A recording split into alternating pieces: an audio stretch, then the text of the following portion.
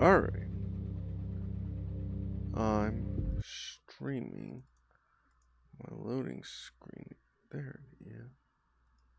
Should be going. I guess I can choose one or the other.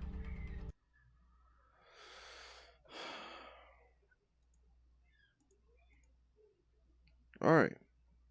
Scale to window. We're going to wait a few more minutes, then get started. This needs to play on loop.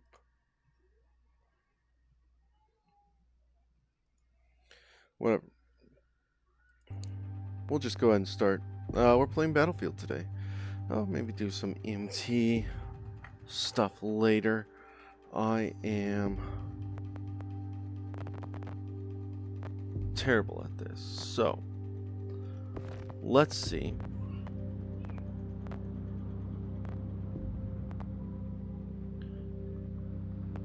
If I can not die all the time. Classes. Playing Assault.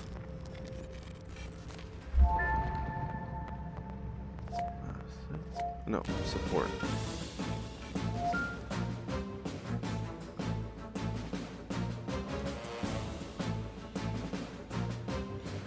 And I should be loading in. Top right of your screen is, as always, the number for suicide hotline if you feel like you need to talk to anyone, just for some help, what have you. Don't, feel free to call, get some help. Can't help everyone on my end, but this is something that I can help with at the very least. Let's adjust some audio over here.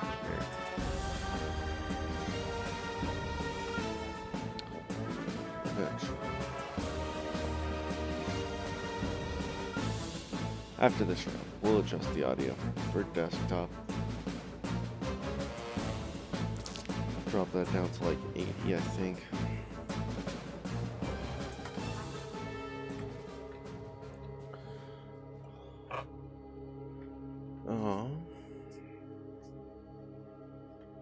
Ardennes Forest.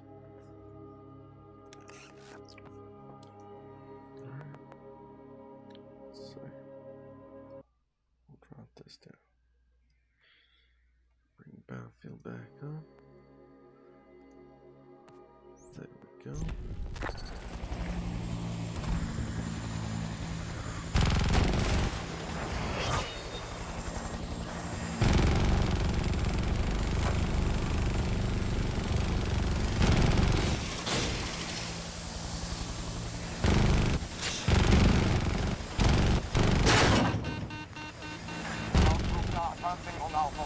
Oh, how do I jack? Oh. Yeah, that's about right. Getting used to PC. Still playing support. Got my medic crate. At some point I'll figure out how to play. Oh man. Awesome. Voice back over.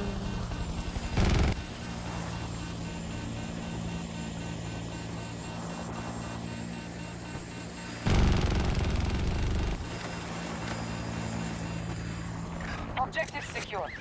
Charlie sector under control. Our plan is working. We now control more sectors than the enemy.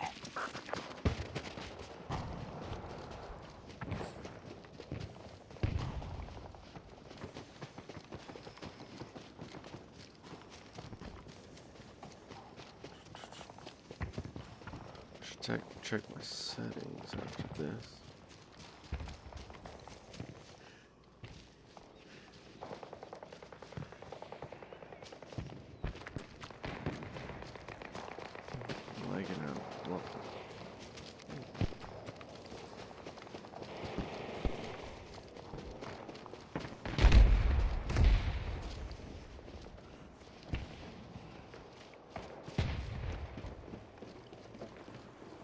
Delta sector has been captured by our troops. Almost all sectors are under our control.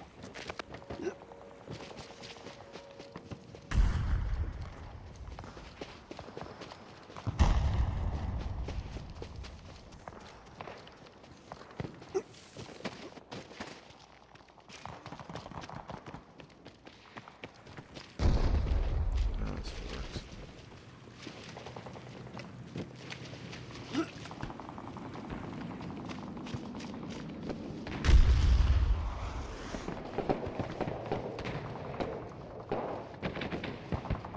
Hostiles control Bravo sector.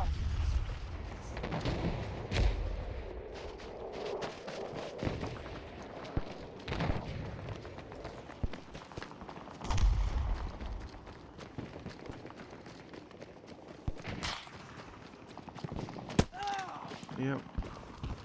Getting sniped. Love it. Love it. And laggy.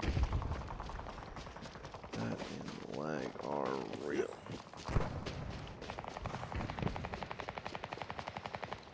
Okay. I don't think we'll go for Bravo just yet.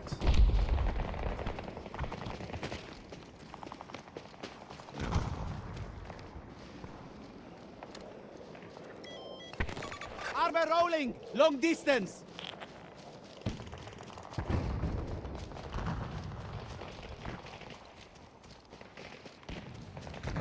I gotta get some kills so I can get some upgrades for this gun. Ooh! Yeah, I see you.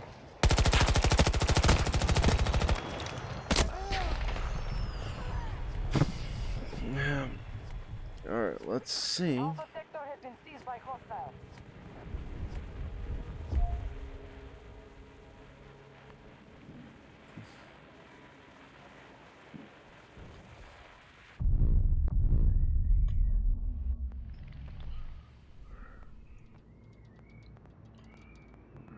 Deploy my buddy here.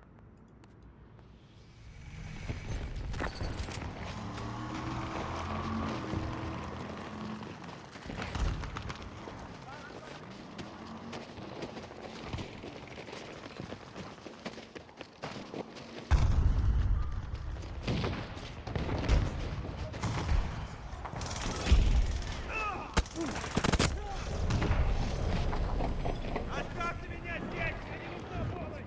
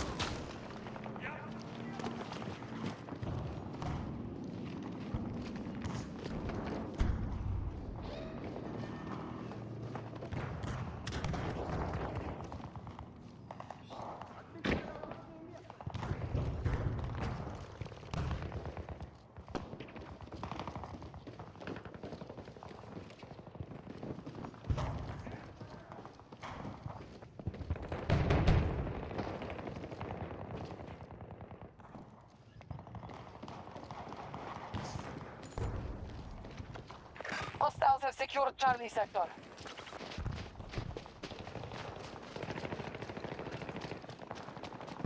Our enemy controls the battlefield.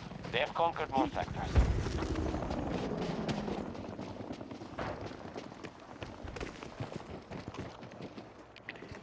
We've gone through half our reinforcements.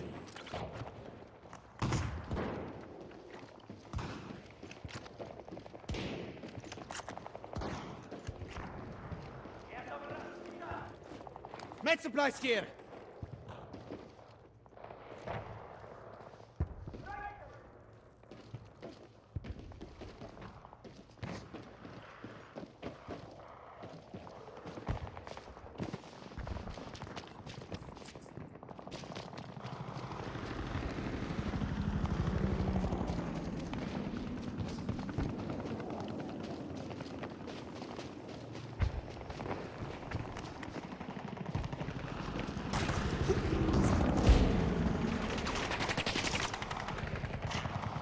U.S. forces moving against Delta 1.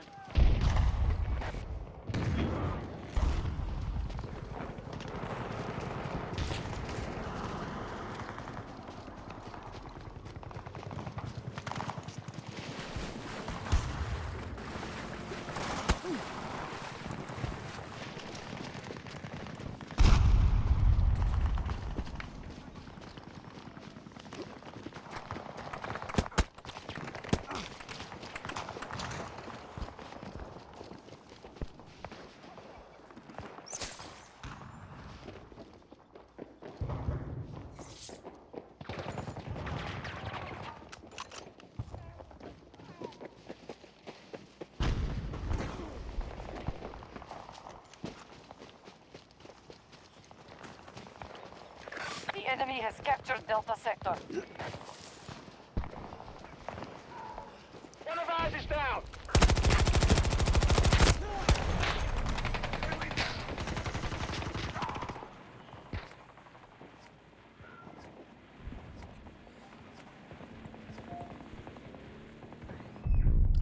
Yeah, definitely not the best at this game. Alright, we're gonna spawn over here.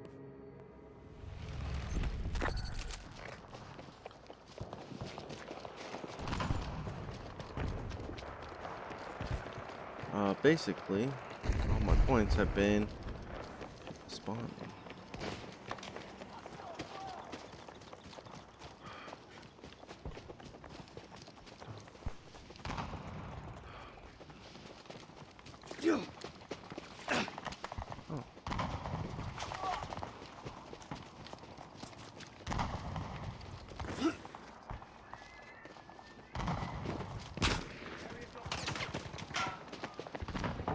We are attacking Alpha 1.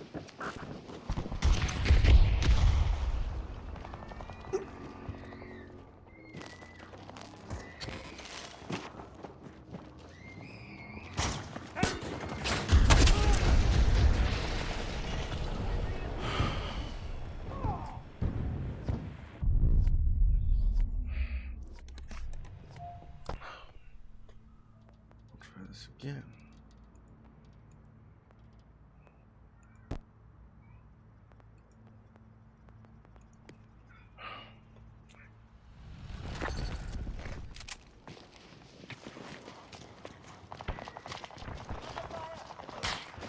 Friendly's hurt!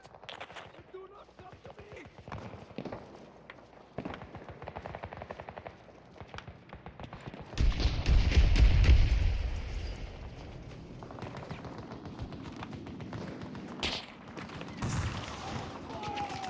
Friendly's dead!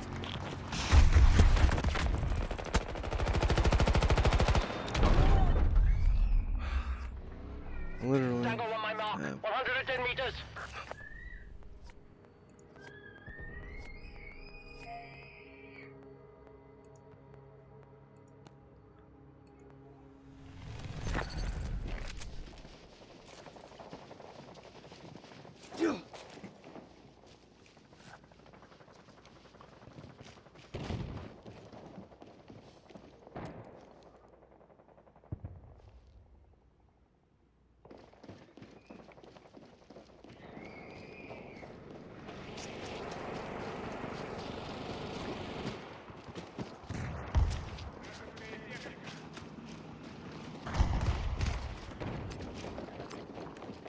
We now control Alpha Sector.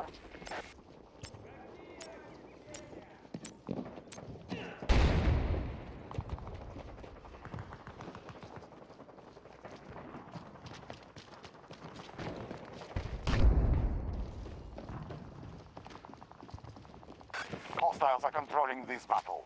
They have more sectors.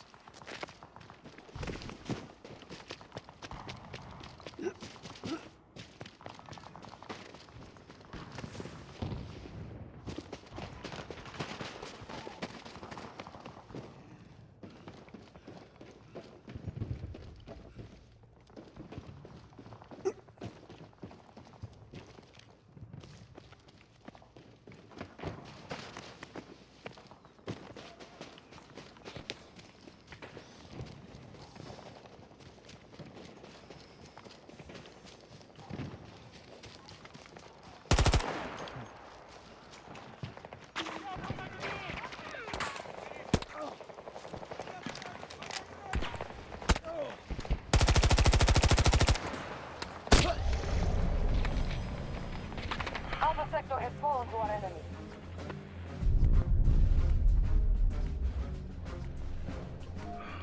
Our resources are almost completely spent. Enemies in control. Find the weakness. Take the objectives.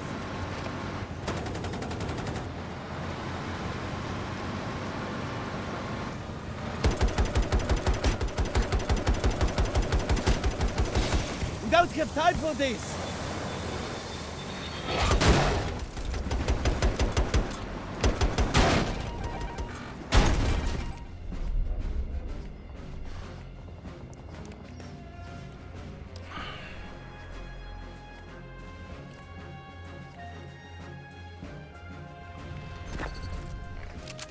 We have command of Bravo sector.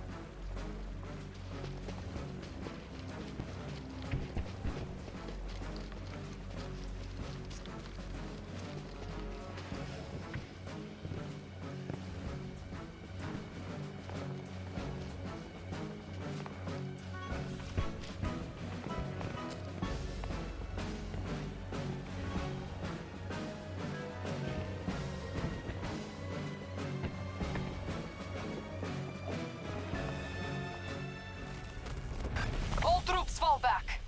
We've lost the battle. I won't lose you.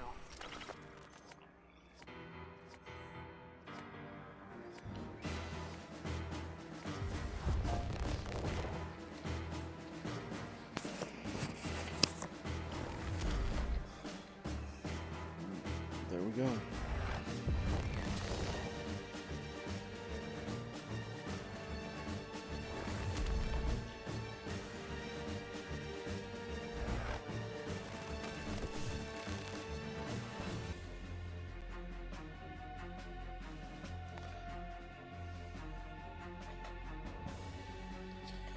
There we go. Losing the first one.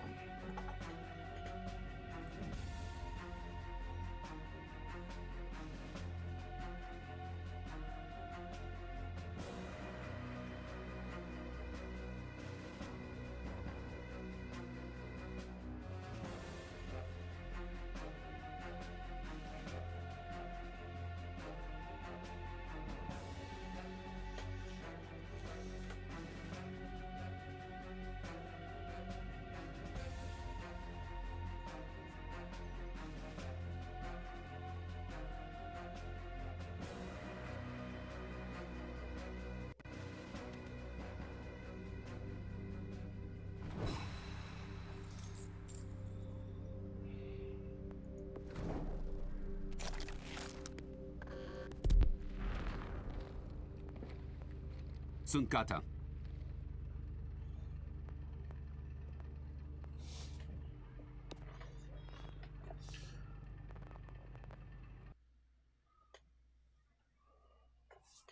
Did I get booted?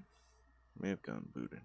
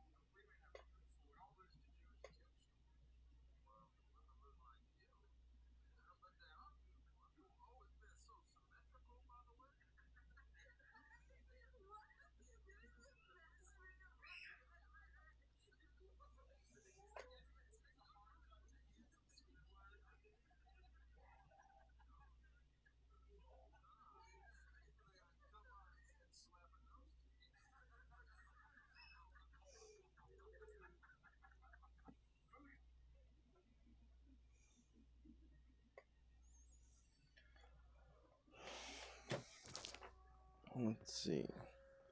Do an orbital.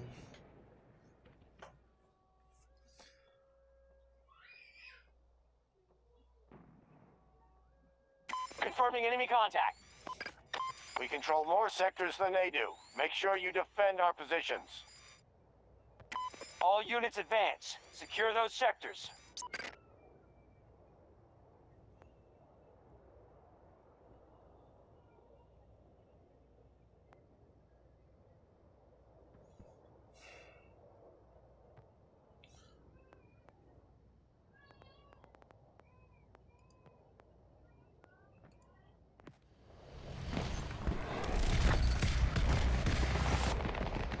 Our enemy is trying to seize Bravo 2.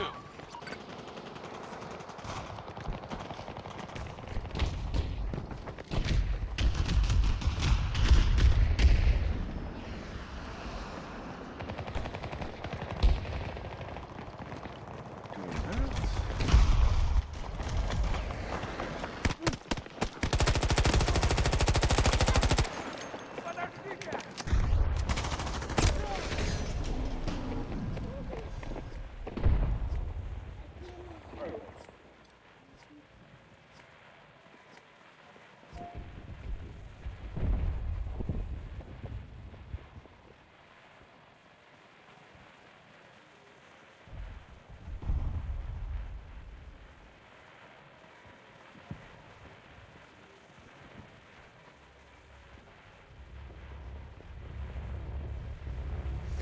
Alright. Yope_Ile. Jet take out the A. What is wrong with you? Let's see here.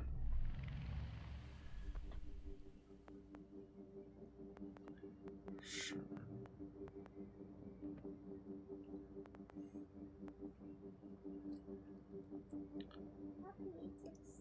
Sector Charlie in enemy hands.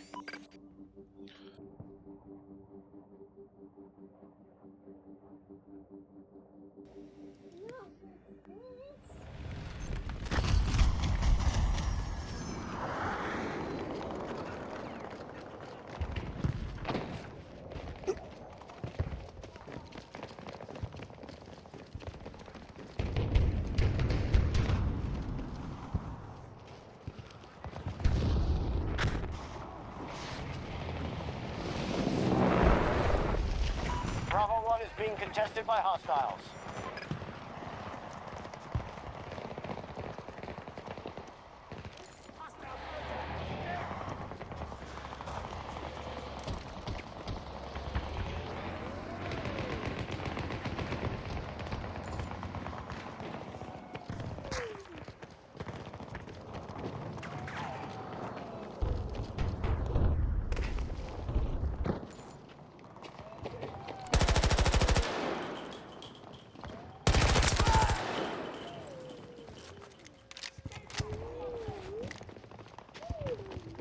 There's one.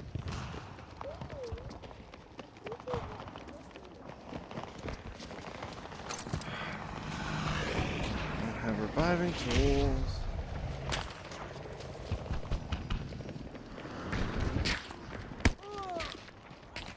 What's our status? Push the Russians out, but they'll counterattack.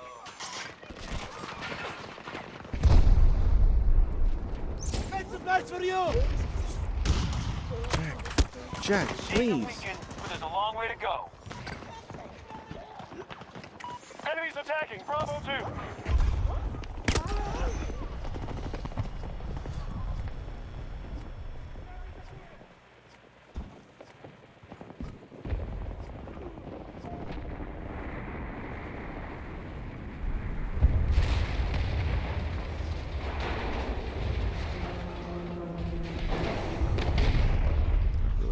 Unlock that revive stuff.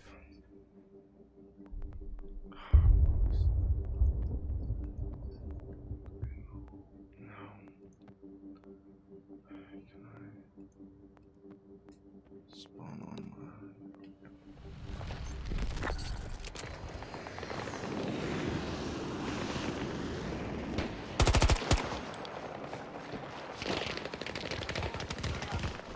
Slightly wounded!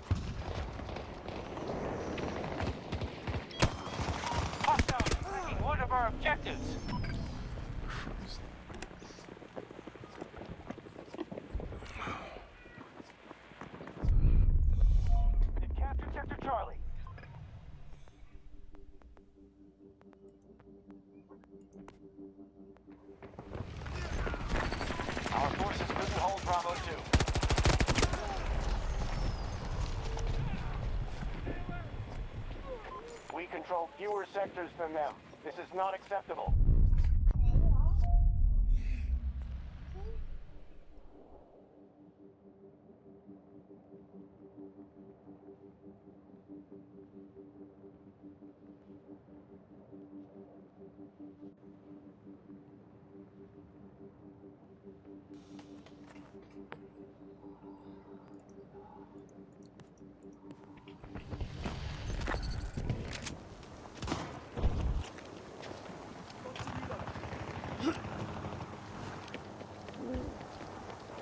In full control of Sector Charlie. Russian forces captured an objective.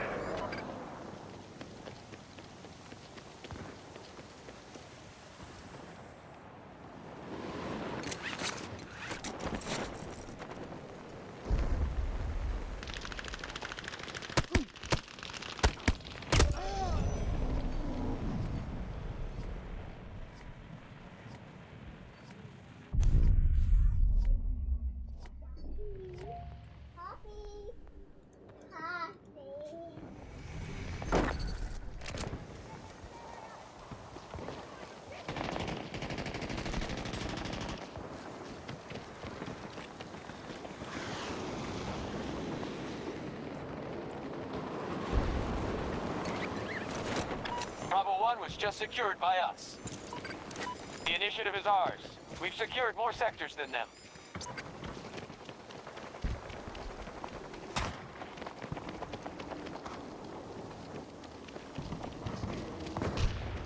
Now moving to attack Bravo 2. Objective marked, move in! Good luck, squad leader.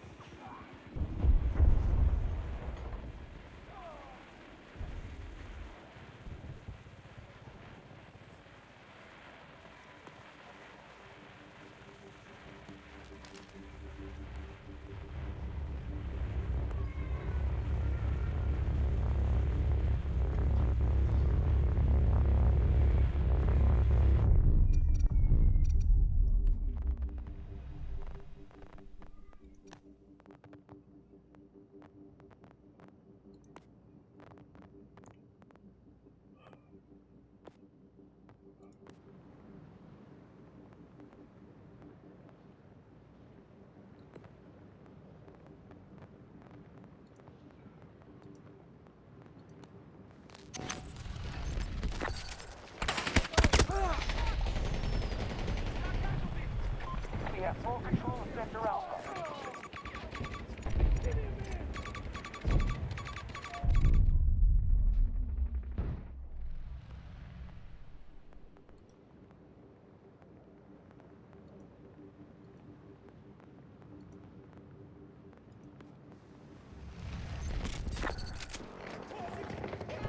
Enemy strength at 50%. Keep it up.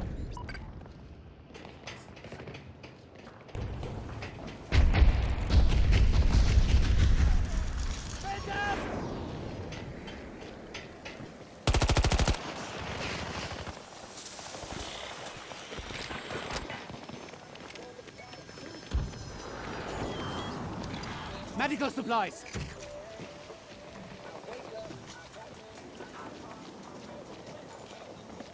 They're attacking one of our objectives.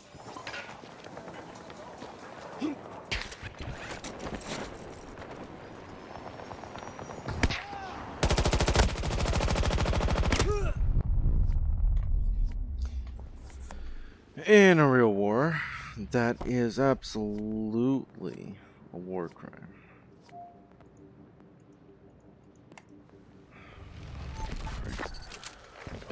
Not exactly where I want to be. Oh, great.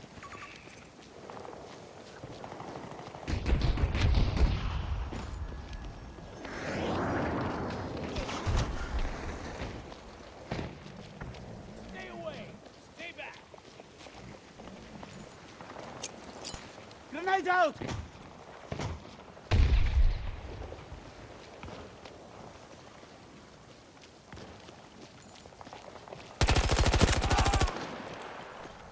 One. think that's it. Need to reload! Spotted a hostile fire team. Long distance.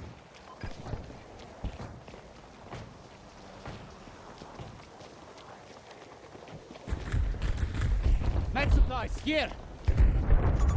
Spotted a hostile. They're attacking one of our objectives.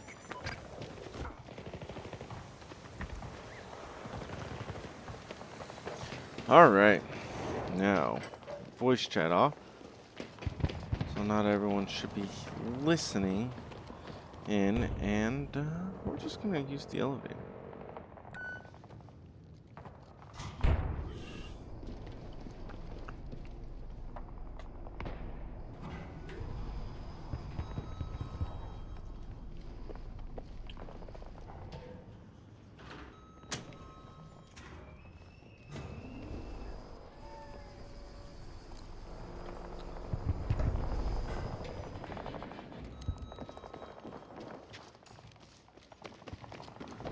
Real nice hotel.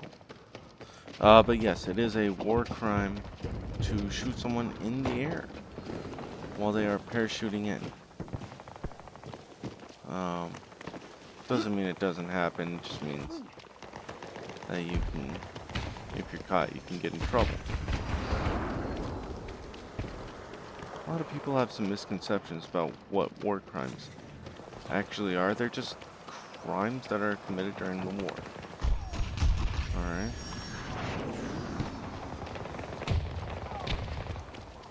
Now.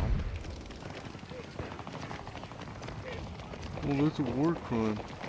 Doesn't mean that you're gonna get killed or executed just because you committed a war crime. It might not be that serious, or it might be. Bloody, I don't know. Depends on what you did. But shooting someone in the air, yeah, could be worse.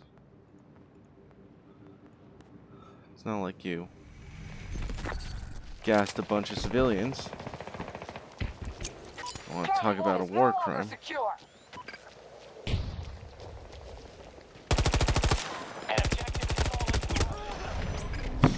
Take it, Sector Charles. Yeah. I don't think I'm going to try and hold on to this one. Even if I did get revived, that's not worth holding. Here, we'll spawn in here.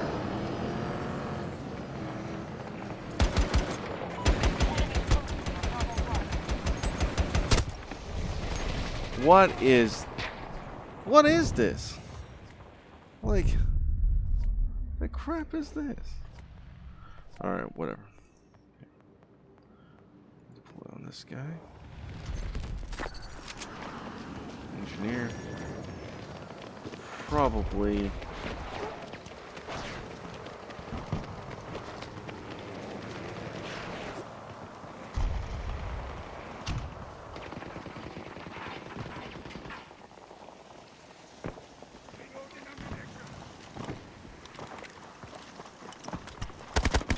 Oh! Of course.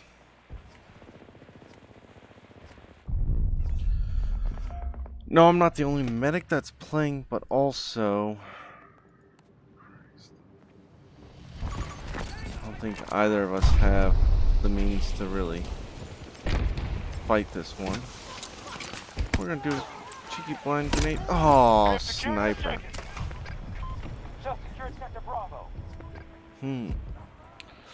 Bet I could go up there, Battle get outcome him. looks promising. We control the majority of sectors. Let's see, where am I? Alright, yeah, we can get him. Let's go get that sniper. What do you say? He's like, oh, he's right up there. Do a chicken. Oh, of course. He's still up there. Attack that objective. We're with you, squad leader.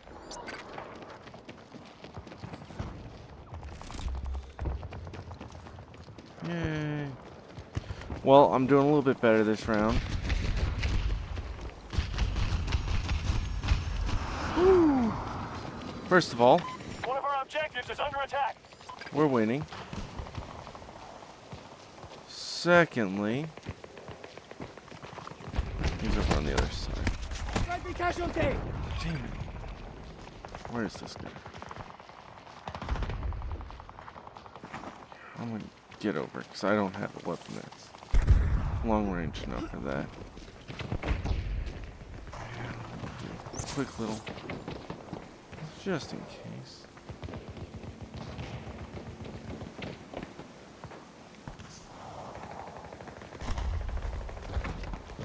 And Sector B is back into contested hands.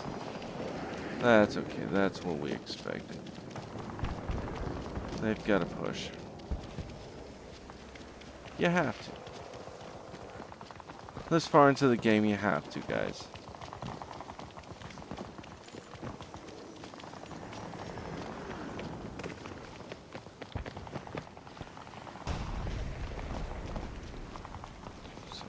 Allies engaging in Charlie 1.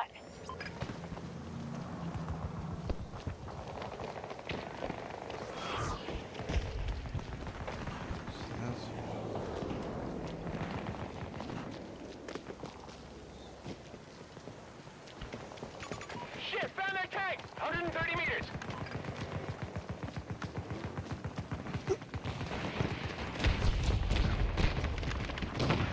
Oh.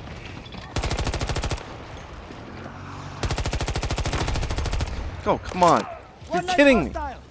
God. Reloading weapon.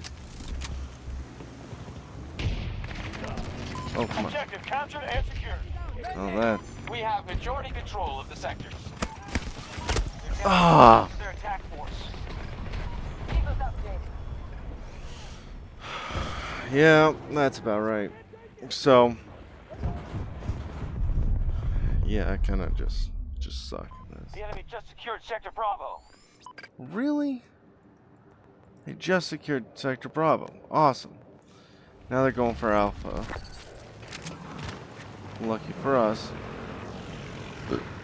Alpha is a high rise, which means CQB. We have started an attack on Alpha 2. Doesn't mean they can't take us, it just means you have to fight with a little more skill. Where are you at?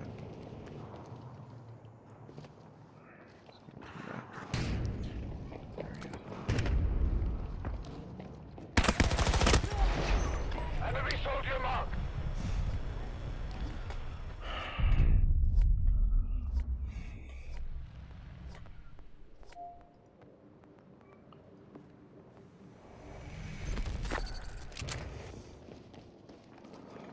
Captain, my captain. Watching your progress. They're attacking Alpha 1.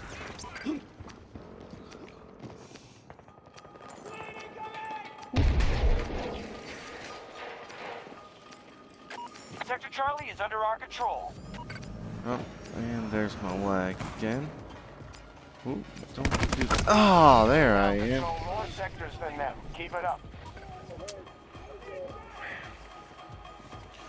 Alright, we'll spawn. Oh, oh, being revived. There we go. Gear! We just lost Alpha 1. An objective has been captured by enemy forces.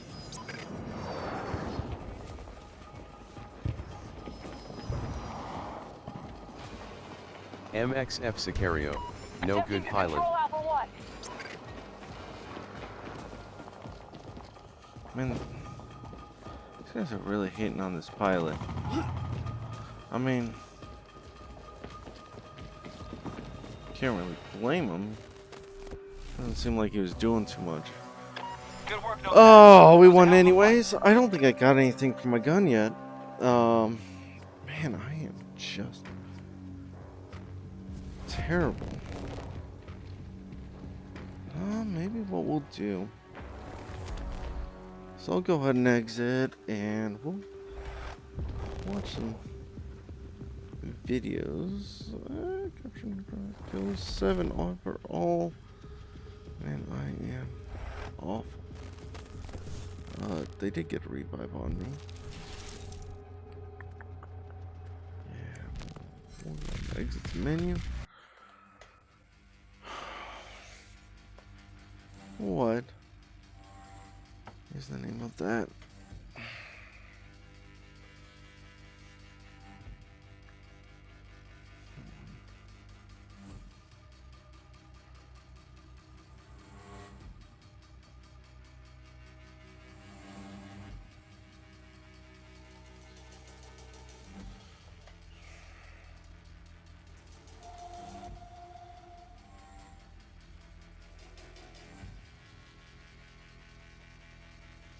Who's the other?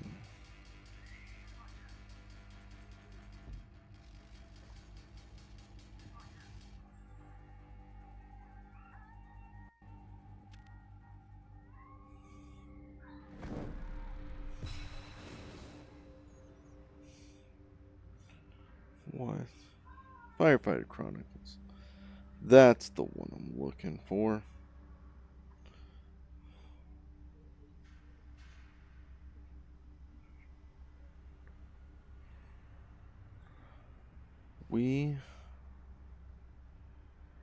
We'll do some reacts to some Firefighter Chronicles real quick. Oh, cool. I got something. All right. A hollow? It's gonna make life a little Beacon's bit. hot. I'm ready. What we'll do is, do I have? I got some cheating.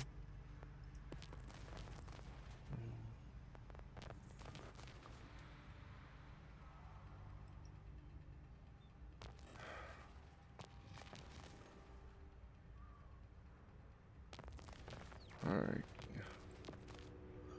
So real quick, we're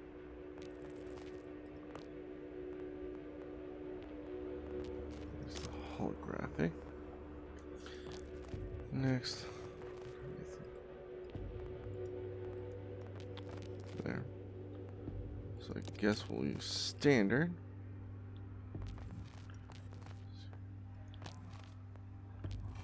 It's coming up on some.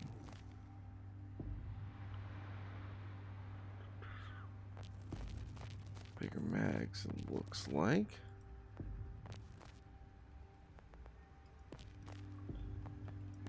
This guy. Alright. Let's see. I'd like to get the suppressor unlocked. What do I need? 60 kills. Yeah. I will probably never get that with this. What do I need to unlock you?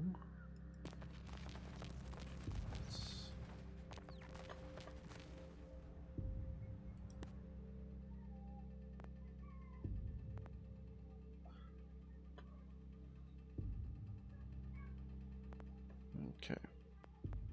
Alright, now we're gonna go Firefighter Chronicles. YouTube, turn caps lock off.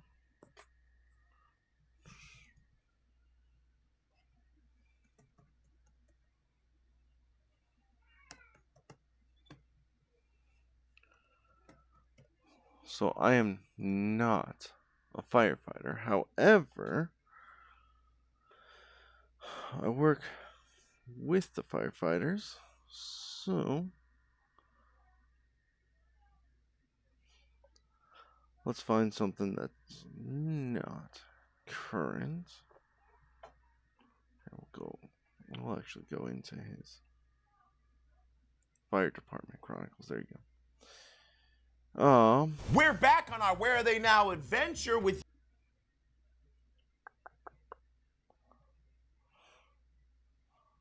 Let's see what we have for extended ones.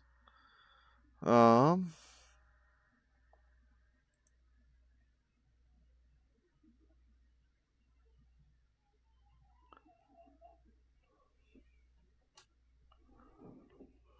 Mom come in?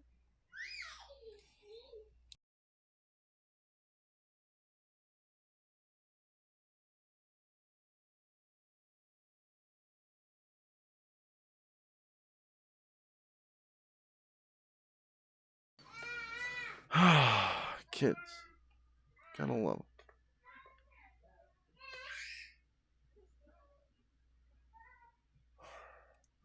Let's let's see what we've got going on. Using ambulance as a taxi. I work on an ambulance, so I actually feel Hey this way. everyone, today I came across a news report that was particularly disturbing to me as a firefighter and paramedic, and should be extremely concerning to you if you're the type of person that depends on the skill sets brought to you by your local emergency medical services, which all of you do. Val, paramedics here at Carolina East Medical Center say people are calling for an ambulance when they have non-emergencies. They're doing this because they believe it'll get them treated in the emergency room faster. You see, one of the biggest misconceptions when people call 911 for non-emergencies is... Yeah, that happens all the time. A lot of the fire departments around where I am will try and dissuade people from going with the ambulance just because they know that we run out of ambulances a lot faster. And if we don't have an ambulance for an emergency and they're all taking people with, oh, my toe hurts. Well, that person with the emergency is going to have to suck it up. So you get the golden ticket to bypass all those other people that drove themselves into the ER via their own four-wheeled carbon. In a lot of actually all the hospitals around in my city, you go through a triage process. If there's nothing that will cause you to be require a room or immediate medical attention, they're going to kick you to the lobby. It doesn't matter if you are, what you feel like you need, they will kick you to the lobby.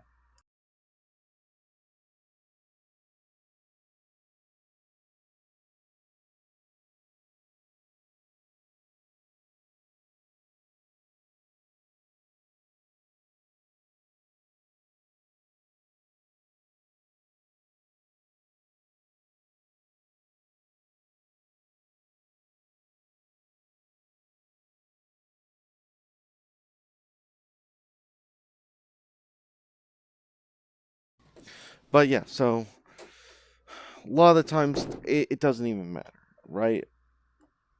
The reason to call an ambulance is if you are unstable and they are capable, I mean, even if they're not capable of stabilizing you, they have treatment options. But you have to be physically unstable to really need an ambulance. I shouldn't say it like that. Footprint generator. Because I've got a golden ticket. But that couldn't be farther from the truth. You see, when you dial those fateful 3 numbers and you're having an actual emergency, that life-saving crew will show up, stabilize you, and get you to the ER so they can keep you alive as long as possible. But in this case, when you call for a non-emergency, we're just the lowly life-saving taxi drivers that are gonna drive you down to the ER and drop you off to the ultimate gatekeepers of the medical field. That will be the charge nurse. She is, well, they are the gatekeepers, which will keep you from getting a room. Now, being in the lobby doesn't necessarily mean, actually, most of the time it means you're going to be seen faster and get out of the hospital faster. But people still think that we're going to get you into a room, and that's just not the case. The hospital nursing staff. Once you're there, they're going to do something called triaging, and based off of your severity of injury or medical complaint, they're going to decide whether or not you should go right into a room or maybe hang out in the waiting room for a little bit. Now, if you're having an actual emergency, everyone in the medical... I will say this. When you are having an actual emergency, if they're gatekeeping and I catch them on it and I disagree, I will wait with you until we get a room. However, most of the time, you're just going to go straight to the lobby. field will make sure that you are taken care of from the second you call 911 all the way until the second you are discharged from that hospital. But if you're calling 911 for some of the lovely reasons I've personally seen people call for, like sore pimples, I had a scary dream, or my personal favorite, I'd like to go to the hospital to get... I have taken people for all sorts of reasons. Some of them are, hey, this chronic pain that I have is acting up.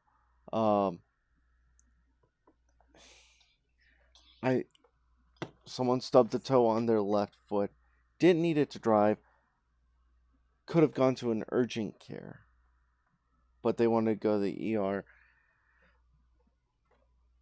Try the urgent care unless you are extremely worried or you're in a ton, and I mean absolute ton of pain.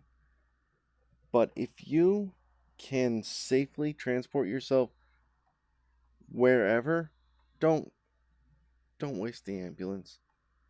You know, you might call 911 to make sure that your vitals are good and that it's safe for you to drive to the hospital, but don't burn the ambulance just to get to the hospital. In a sandwich, then you might want to prepare yourself to spend a little... I have literally picked up a guy who just wanted a sandwich.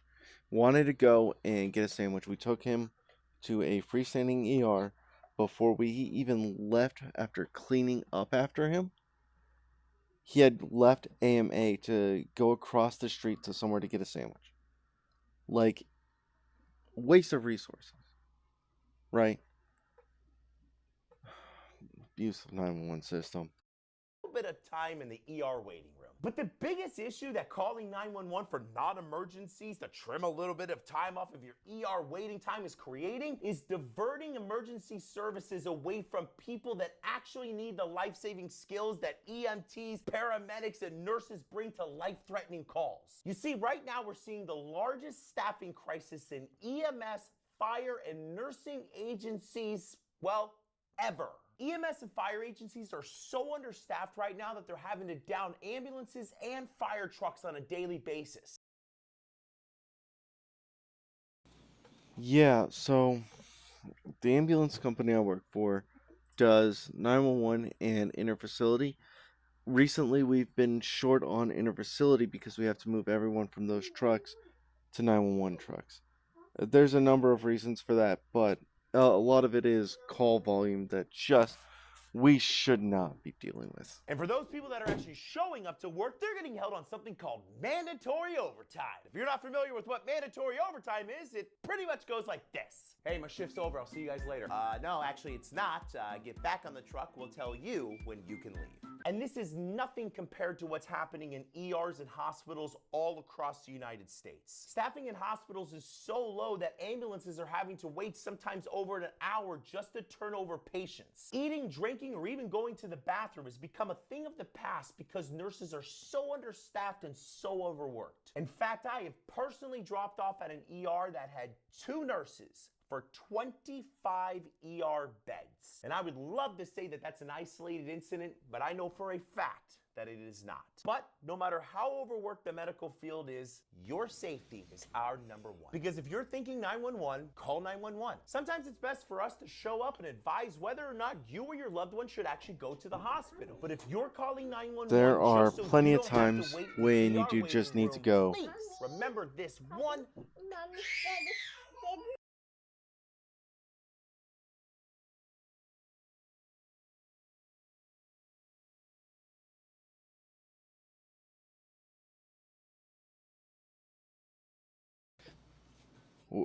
Definitely ask us if you can safely transport yourself. If so, I'd say go ahead. But don't hesitate to call 911 if you do have questions. But like he said, don't assume that going by ambulance is automatically a free pass to a room. A lot of times, even going through the lobby is faster. Actually, most of the time going through the lobby is faster because they just want to get you out, right? If it's something quick and easy, they are going to see you, Probably draw some labs. Most hospitals will drop labs. Look into those labs. You'll be there long enough for those labs to come back. Little tiny thing. Your attempt to shave off a little bit of time not having to wait in the ER waiting room may actually eliminate the little bit of time someone else has on this planet. Try to catch me howling at the moon.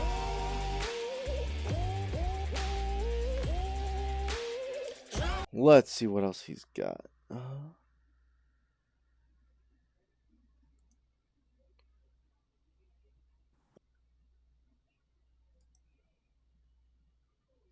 You know, just when I thought that TV shows and movies had the worst ability to paint the realities of firefighting and paramedicine, here comes the Wall Street Journal with their article, The 5 Things That Firefighters and Paramedics Aren't Gonna Tell You. This ought to be interesting. Number 1, we may not know what's wrong with you. While paramedics in the U.S. also typically have doctors to consult with via radio, most jurisdictions discourage consultation. First off, All right. So, the job is not to diagnose and treat. The job is to stabilize and transport. A totally different field. I don't need to know what's wrong with you from a fully diagnosed standpoint to know that you need to go to the hospital, here's what's going on, kind of stuff. Alright? So yes, the job is not to diagnose and treat. That is the doctor's job at the hospital or at the urgent care, whatever it may be. Alright? We'll let him get into it. who did you have fact-checking this? Was it an intern that you forced to sit down and watch all 6 seasons of the show Emergency, where they were only allowed to give drugs via medical direction and only directly through the patient's heart? You see, we don't have to call the doctor anymore because they write things called protocols for us, and we go through a bunch of training leading up to getting hired at any EMS or fire agency, and then once we're hired on there, they test the crap out of us to make sure that we're not morons. Then they run us through something called preceptorship to make sure that we're really not morons, and then they send us off on that Band-Aid box to treat as many patients as possible. The first objective of any EMT. So yeah, it's to treat and transport. It's not to... I'm not going to diagnose you. I'm sorry. Even the doctors need to draw labs. They need to go through x-rays or MRIs, whatever you may need. They need to do a whole host of things before they can tell what's wrong with you. And doing it over the phone or over the radio is worse than doing it in person. So my job is to treat and transport, or treat and advise how, if something is safe to transport. T is simply to stabilize and transport the patient to a higher level of care. Yes, that's exactly my job. Question. When you say simply stabilize them and transport them to a higher level of care, do you mean stop them from dying? Because if that's what you meant, you're correct.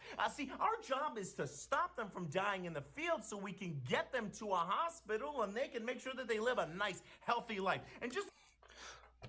Hospitals have definitive care. We have emergency care. All right? We're not going to save your life. We're going to stop you from dying. All right, the doctors at the ER are the ones who actually save your lives. In case you're wondering, here's a very small list of the things that we can simply stabilize them in.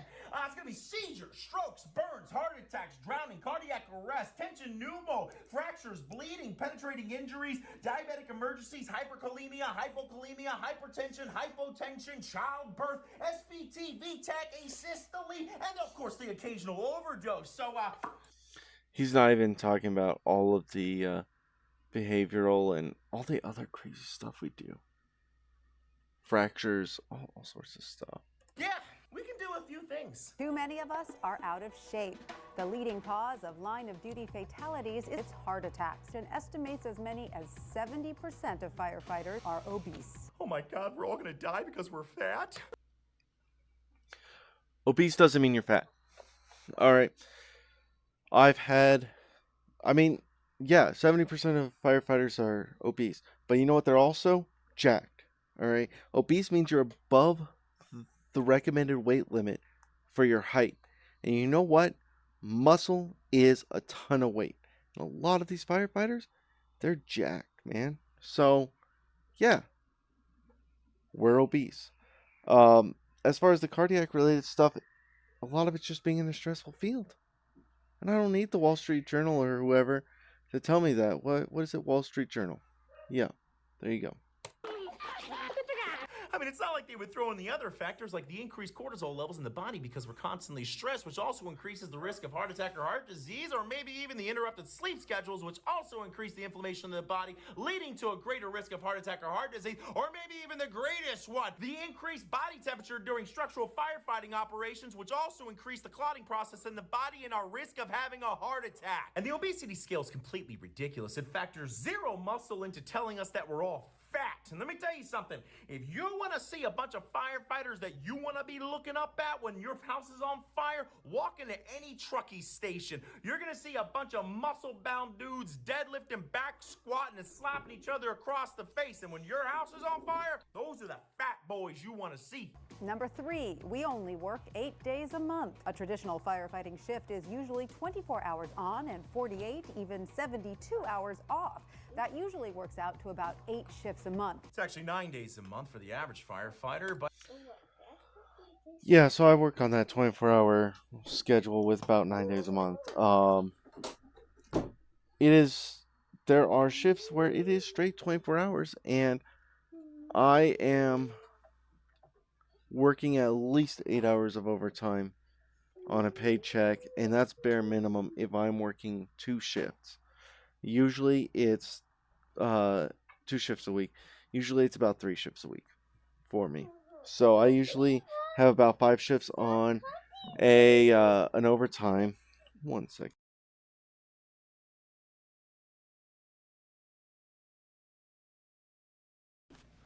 So I usually have about 5 shifts a paycheck. So I'm actually sitting probably around 10 shifts a week or a month. So, yeah.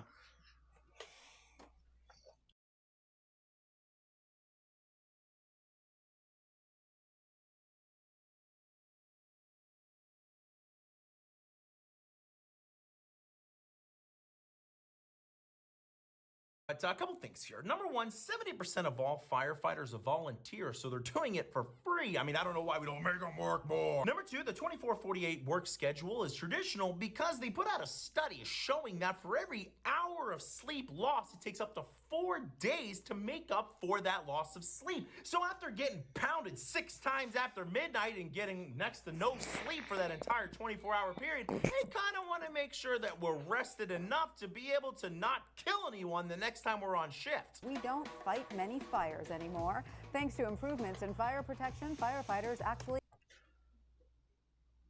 So typically, while this is true, the fires that we do, that I say we, I'm not a firefighter, that they do fight tend to be worse.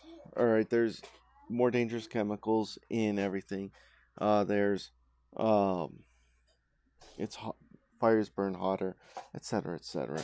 So typically, while it's true, they also run a ton of medical calls, right?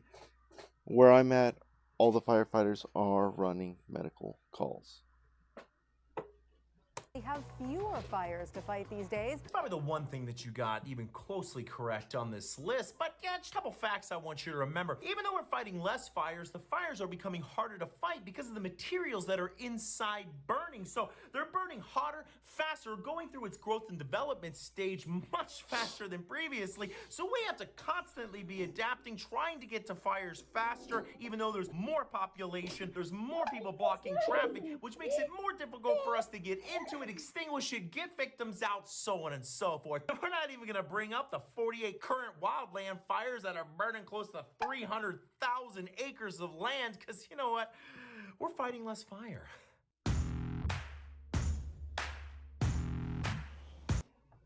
Uh, with that, they also have specialized teams that do that, and then they have volunteer firefighters who volunteer from other districts and volunteer firefighters who go out and help, and they usually just dig trenches and work 16-hour days, I think, 14, something like that.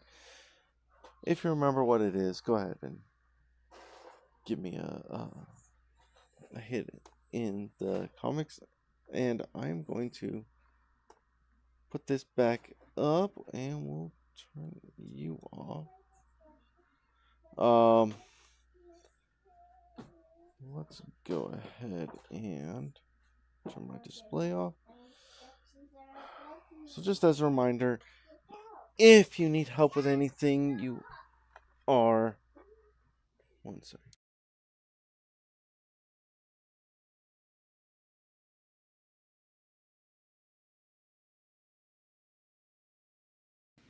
If you guys are struggling and contemplating suicide and thinking, oh, this is probably just the only way out. Yeah, that's right, everybody. It's everyone's favorite time of the year. The time where you get to spend more. Be sure to call the number up in the top right hand corner of your screen. We'd love to get you the help that you need. I say I don't work for them. I work for an ambulance company, and I just drive an ambulance because I've got a paramedic who does all the patient care. And with that, have a good night. Take care of yourself. Take care of your mental health.